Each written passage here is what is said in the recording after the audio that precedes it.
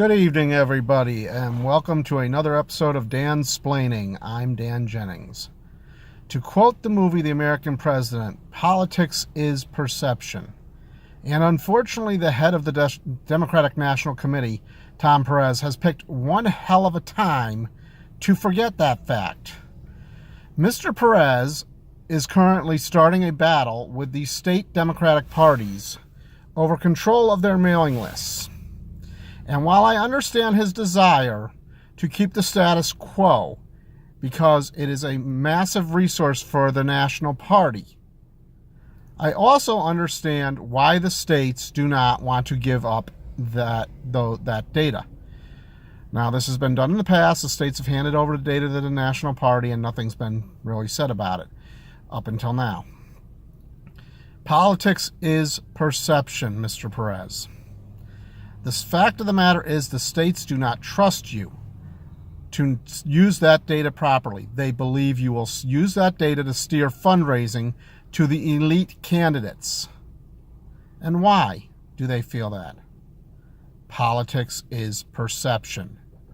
For decades now, the Democratic National Committee has been focused on the federal level at the expense of statewide and local candidates such as Deborah Barros in Alabama and Vanjie Williams in Virginia, two candidates who had very winnable races that didn't even get a phone call from the Democratic National Committee.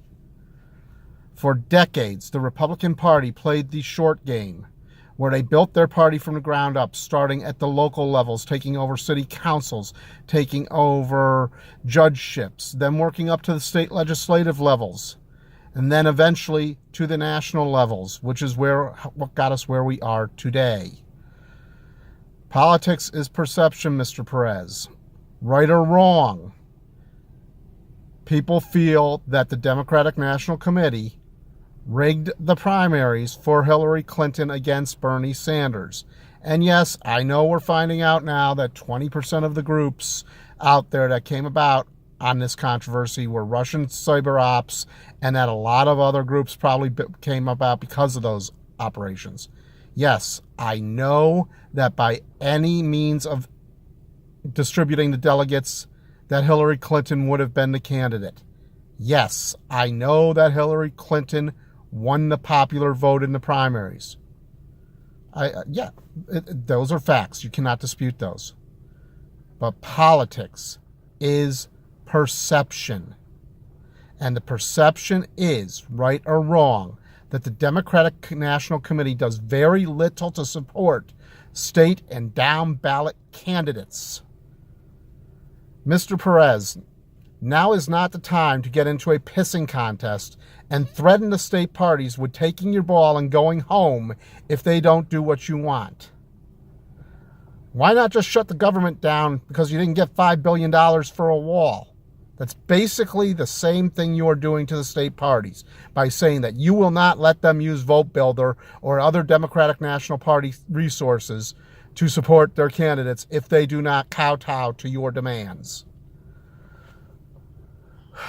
Mr. Perez, now is not the time for this kind of battle. If you choose to fight this battle, you will destroy all the momentum we gained coming out of 2018. And we have some very winnable races at state and local levels in 2019, and we can take back the Senate in 2020. However, we can't do it without the state party's help. Mr. Perez, if you continue down this path, then I call upon the Democratic National Committee to remove you as chair and put somebody in that is not so nearsighted. For the Blue Wave Report, I'm Dan Jennings. This has been Dan-Splaining. Please, if you like what you're hearing, hit the subscribe button, and please feel free to share the channel. For the Blue Wave Report, reminding you as always, don't just comment, act. Good night, everybody.